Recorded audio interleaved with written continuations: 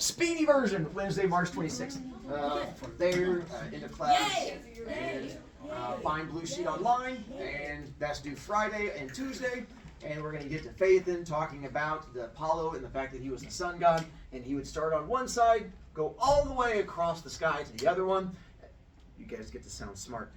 There were these monsters he would fight in the sky as he went across. Who were the monsters he had? Oh my God, how did you guys know that? That's so impressive. Look, it was that. Oh, I'm so proud of you guys. You guys knowing all this information. So then, thanks, Daniel. You're so good. He would then, in the evening time, take his chariot down to here, and there was thought to be this big boat he would get on, and then the boat would take him across during the nighttime. He would come up here and start all over again. Non-stop, this big circle. The question would usually come up, why not just build a house over here, sleep, and then go back the other way the next day? Yeah, sun only goes one direction. It doesn't go Monday, Tuesday, Wednesday. So they had to have an explanation. So their thought was, obviously he comes down, gets on a boat, and then goes across. The issue is, this was a 24-hour job, which took away from him doing his second favorite activity, hanging with the hotties. He's like, how am I supposed to hang with the hotties? How am I supposed to have all of my aura? I keep doing it wrong. Every class period is fun. How am I supposed to show off all of my aura?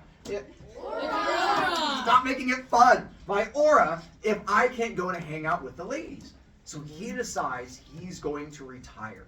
And he goes, Zeus, I'm done. I need to hit on the ladies. And Zeus goes, respect, brother. And so he steps down and instead has a friend of his step up. This other titan by the name of Helios. And Helios is the guy who gets to take over. Apollo goes, hey, how would you like to be this so I can go hit on the ladies? Helios was just a random god.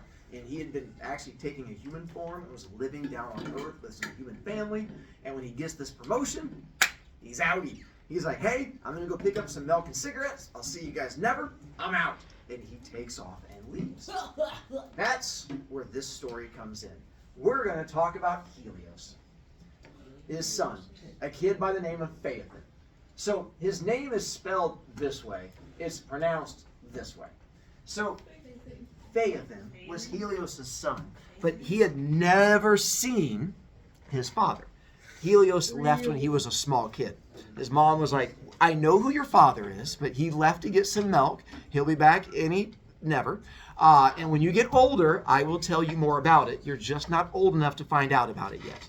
Well, that's fine for him until he gets to be late junior high, early high school. And there's these things at school called bullies. And they end up harassing him and making fun of him, saying, you don't know who your father is, and giving him a hard time, you know, the stupid things that bullies do, which makes him sad. So he goes home to talk to his mom. He's like, Mom, you keep saying that you know who my dad is, and you said when I get older, you'll tell me. Am I old enough to finally know who my father is? No. And she goes, son, and she puts an arm around him and takes him outside, and he goes, your father is up there. And she points at the sky, and he goes, my father's dead? She goes, no, that's your father.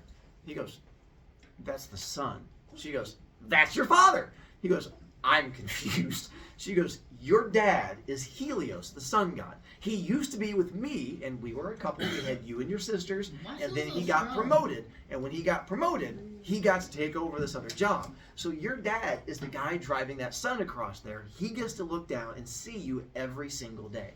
So that tomorrow when those bullies harass you, you go, no, me, him, son, back off. So next day he goes to school, and the bullies come at him again. And he goes, oh, ready for you, bring it. And they go, who's your daddy? And he's like, that's weird. He goes, my father. And he points up and goes, the sun god. And they go, what? He goes, my mom said that my dad is the sun god. And they go, your mom's a liar. And you're an idiot for believing it because my dad is a frog. And they all start harassing him. He's like, no, but my dad really is the sun god. And they go, no, he's not. He goes, I'm going to prove it to you. So he decides he's going to prove it to all of those kids. So he packs a little backpack, and he's like, I'm going to go confront Helios and ask him myself and go, are you my daddy? So he packs his little suitcase, and off he goes. Spends the next several days watching where the sun comes from every day as it travels across the sky.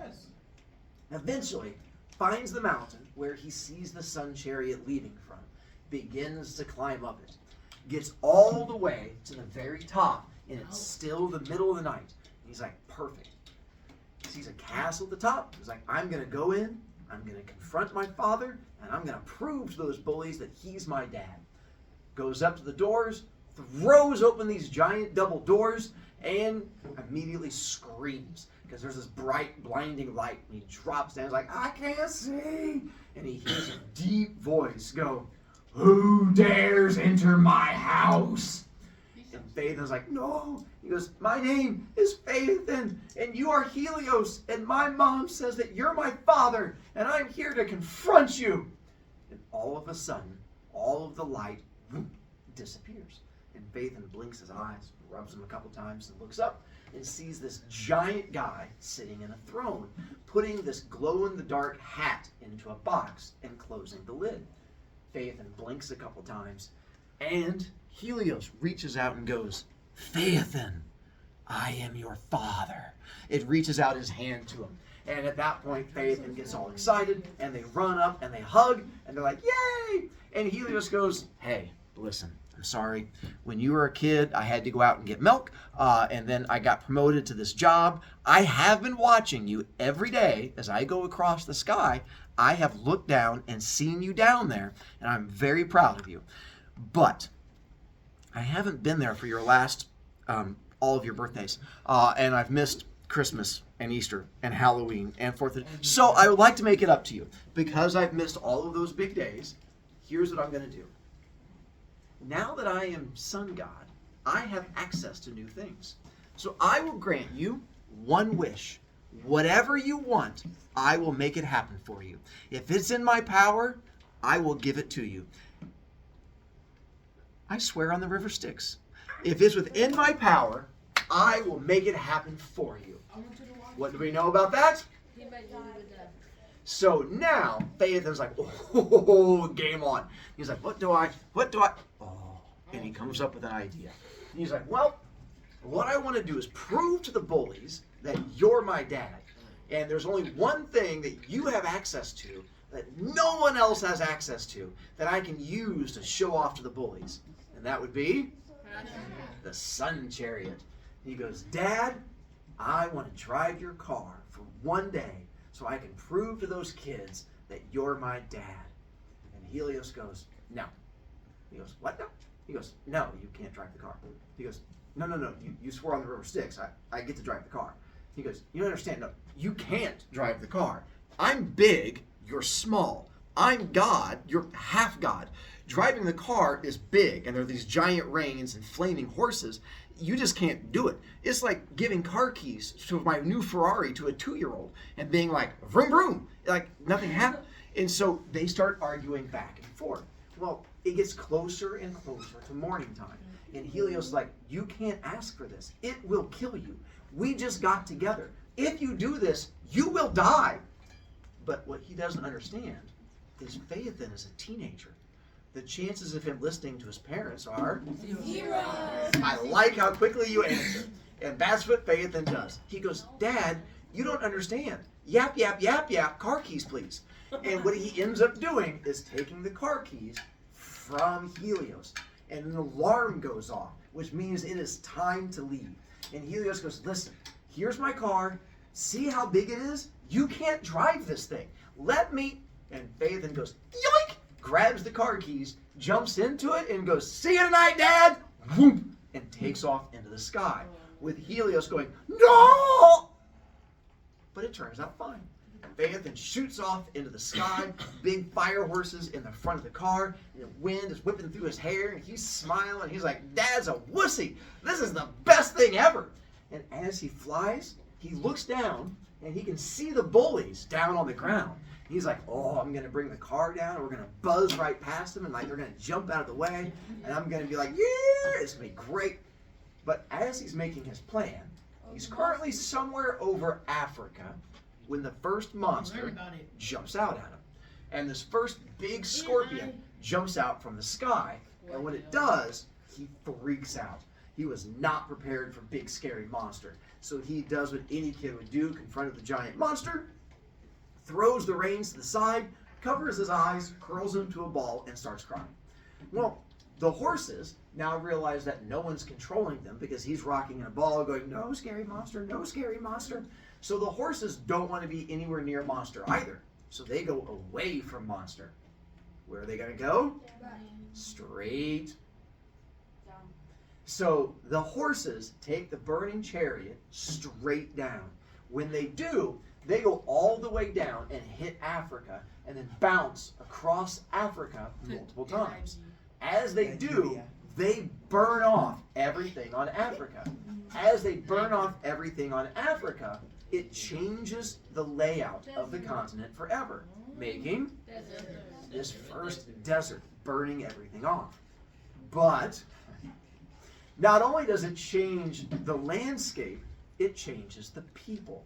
Because they believed the closer you were to where it made contact, it darkened the skin. And so the closer you were to there, the darker your skin was. The farther away from it you were, the lighter your skin were. And that was how they could explain Middle East going all the way up to where they were, and it made sense to them. Well, Zeus's problem is he sees Africa burning, and this freaks him out. Why? Prophecy of the world burning.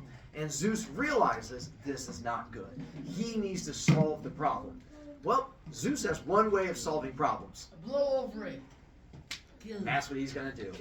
He takes out his lightning bolt, tests where the wind is, sees the cart going across, and is like, I'm good at problem solving! And throws the lightning bolt, hits him out of the air, wheel, horse, dead boy body. It ends up killing Phaethon. Even though he's half god, getting hit with a lightning bolt and then falling thousands of feet and going apparently is enough to kill a kid. And that ends up killing young Phaethon. There is a river in Africa named after him, which is to be thought where he landed, and his family came later and his mom buried him. But the overall idea of the story was it taught us how things were created, and the more important part was, if you're a teenager and don't listen to your parents, not might die, you will die. And it was almost like a fable. Brian, did you have a question? You want to spend points? Go for it. You saw his phone, Mr. Bogat. Yeah, I looked at the time. So now, that was our boy who made poor choice. Annabelle? What was that? God. So, like, on that one, if he'd been given nectar and ambrosia over time, he would have eventually developed it. Like, with Dionysus, the reason he didn't die was because Zeus did true form, and true form won't kill a half-god. If we had taken baby Dionysus and been like, whee! That might not have gone so well. So it was the falling that would kill. So he's stronger, but they weren't impossibly strong. How about if you're... This story is going to deal with a girl by the name of Arachne. If you're familiar with the story, don't give it away. Because some of you guys are going to start picking up things. Like, oh, I know. Just let it go. Let it be the surprise for the other people. I know the story. Okay. So this story deals with looms. If you've ever been to Conner Prairie, that's where I've seen looms. It's these things that women could sit at, and you could have like a bunch of string. And you have like a thing that goes like shook, shook, shook, shook, and the strings go across. And you could use this to make blankets and clothing. But the biggest thing it was used for was making a tapestry, which is a picture created with string. By putting string through it, you could create a picture like this. This is made just putting strings and weaving it through.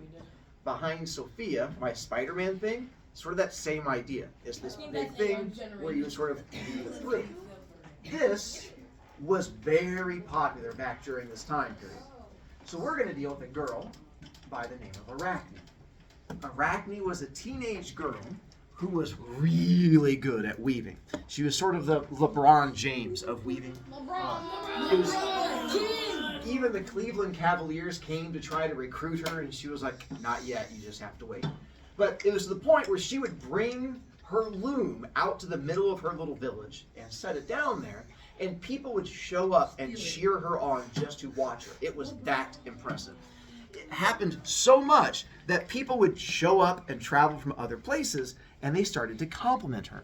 One of the biggest compliments she was given was people saying, you know, you're really good at this. Were you trained by the gods? And she was like, no, I have not had any training. This is all natural talent. Well, eventually they start asking, if you weren't trained by all of the gods, you had to at least be trained by the god of weaving. And there was a god of weaving. Close. Because she was actually the god of 3 W's.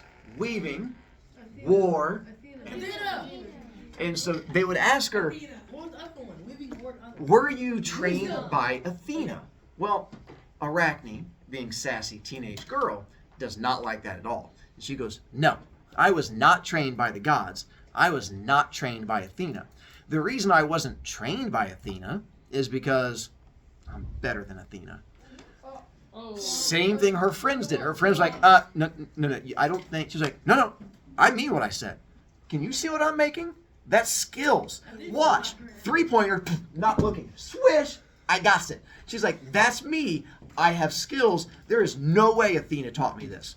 Well, it gets to the point where people keep asking her about it. She goes, listen, I've been telling people I'm better than Athena, and Athena's not showing up anywhere. So either Athena doesn't exist, or she knows I'm better than her. Because if she does exist, and she thinks she's better than me, she needs to show up or shut up.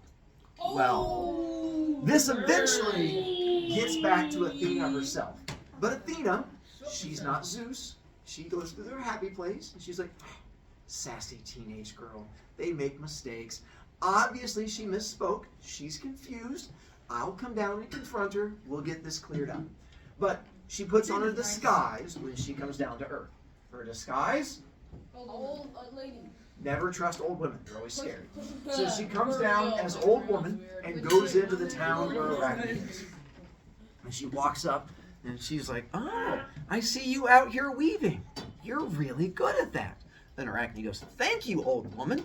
Athena goes, you're welcome. Wow, I mean, you're good enough. It looks like you were trained by the gods. Were you trained by the gods? And Arachne goes, no, old woman. Not only was I not trained by the gods, before you ask, Athena has nothing to do with this skill. Not only does she have nothing to do with it, but I challenged her to a contest, and she has not even shown up. So I'm pretty sure I'm better than her. Uh-huh. And Athena goes, I don't think you mean you're better than the gods. She goes, I'm sorry. Did I stutter? I said I'm better than the gods. And Athena's like, oh, girlfriend, it's on. And Athena grabs her old woman face and goes, and rips off her old woman disguise. Now, she doesn't go, because that would just kill the entire crowd. But when you see an old woman grab her face and rip off a skin suit and throw it to the side, you're probably going to believe it's a god. So Athena goes, listen, dear, you are in the presence of a god right now. I'm Athena, the god of weaving. I will accept your apology. Everyone makes mistakes. Arachne goes, yap, yap, yap. Glad to see you're here. Game on. And Athena goes, you're serious about this? She goes, uh-huh, do it. So Athena reaches into her pocket and pulls out her own loom and slams it down. She goes, girlfriend, we're having a weave off. And Arachne goes, weave off? She goes, no, like a weaving competition. She's like, oh, thank goodness. And so all of a sudden, a whole bunch of people come running up and set down chairs behind Athena. And they're like, woo! And then a bunch of guys rip off their shirts and they have Athena jerseys on underneath. And they're like, Athena! And a bunch of other people on the other side like, oh, no, you don't. And they go, whoop, and they rip off their shirts and they have Arachne jerseys on. She's like, I didn't even know I had jerseys. She's like, all right, we are going to throw down. Here's how competition works. we are both going to weave a picture that involves the gods. Because you're challenging the gods, we're going to do pictures about the gods. And then we're going to let the crowd decide who has the better picture. Are you ready? And Arachne's like, dear, I'm good. Let's go. She goes, fine. So they both begin. They're like, shaka, shaka, shaka, shaka, shaka. Like sweat starts coming down their face, and they're getting like the stink, like the stink eye the entire time. And Venus like, back at each other. And the crowd's like, Arachne, Arachne. And they're like, Athena, we. I don't know what kind of cheers they had back then. And so they were cheering back and forth. And then Athena, in her picture, is doing all of these good things that the gods did. Like one of them is Prometheus bringing fire down to humans. Another picture is this one of her in a fight with Poseidon to give gifts to the city of Athens. And whatever good thing she can think of, she puts into her picture. And she's like, this girl does not know what she's up against. So Athena takes a little peeky peek over at Arachne's picture. And when she does, she sees what Arachne is putting into her pictures, which are about the gods. But it's all the insulting, embarrassing things the gods have done. There's one as Zeus turning into a swan and chasing a girl around a pond. There's another one of Zeus turning this girl into a bowl to hide her from Hera. And so it's all of these embarrassing pictures that the gods have tried to forget about. But that's not the worst part. The worst part is when she looks over there, Arachne's pictures are better. Hands down, Arachne is better than her. And Athena flips out. She picks up her giant loom, starts screaming and going over to Arachne. And it's like, you horrible child! And then beats her with the loom in front of the entire crowd. And it's just like, why would you insult the gods, you whore? And the loom is flying to pieces and there's parts breaking off and Arachne's screaming and falling down and twitching. And the whole crowd's like, oh my God, you're beating that child! And they're yelling back and forth. Well, in the process of Athena beating her, she all of a sudden has that, that moment when you're beating a girl with a loom. And all of a sudden she looks up and looks at the crowd and the crowd's all. And she goes, smash! Smash! Oh. And she goes ahead and puts it down. She's like, hey. And the crowd's like, ah! Ah! And so she goes, okay, allow me to apologize. Well, as she sits there and apologizes to the crowd, she's like, hey, what I did isn't right. Shouldn't beat a girl with a loom. No, we've all been there. Well, Arachne's not dead. She's just beaten down and embarrassed and bloody. But she looks over and she can see her friends in the crowd laughing like, you got whooped on. And it's so embarrassing. Arachne can't handle it. So while Athena is talking to the crowd, Arachne starts to slowly drag herself away, but all of the loom and the little yarn is still wrapped around her. So she ends up crawling over to this nearby tree and crawls up the tree till she gets up into it, reaches down, grabs the yarn, That's what she gets. and hangs herself right there. The crowd freaks out. And the crowd's like, while Athena is talking, the crowd's like, she's like, I know, I beat. She's like, no, she's like, what are you guys up? And she sees the girl hanging from the tree, and she's like, no. And she goes over to her, and she's like, listen, you don't deserve to die. You deserve to be punished, but you don't deserve to die for what you did. And she goes, Arachne, you won't die today. You are going to continue to live. Not only are you going to live today, you're going to live forever. Your descendants, because you are so good at weaving, and because I snapped at you for weaving, you will weave forever. Your descendants will weave forever. You will always be known as the best weaver to ever exist who beat a god. But you won't get to do that as a human. So she changes her into the very first spider. Arachne is the first spider to exist. The reason is with weaving. What weaving does she get to do? And that's where the web comes from. The idea that this was her getting to continue to weave forever. Now, those of you who know some of your sciencey words, Arachnophobia and arachnid comes from Arachne. The scientific term for a spider is arachnid. Going all the way back to our story of Arachne and her challenging a god to a fight. Hi, Monzo. What's up? So Athena is the kind of wisdom. She wasn't That was really very smart when wise. she was beating up them girls. So she That's- had L wisdom. That's not wisdom. That's just breaking. I have wisdom, but if I snap, I could be. I'm sorry. I'm still recording. You can't beat none of us, Mr.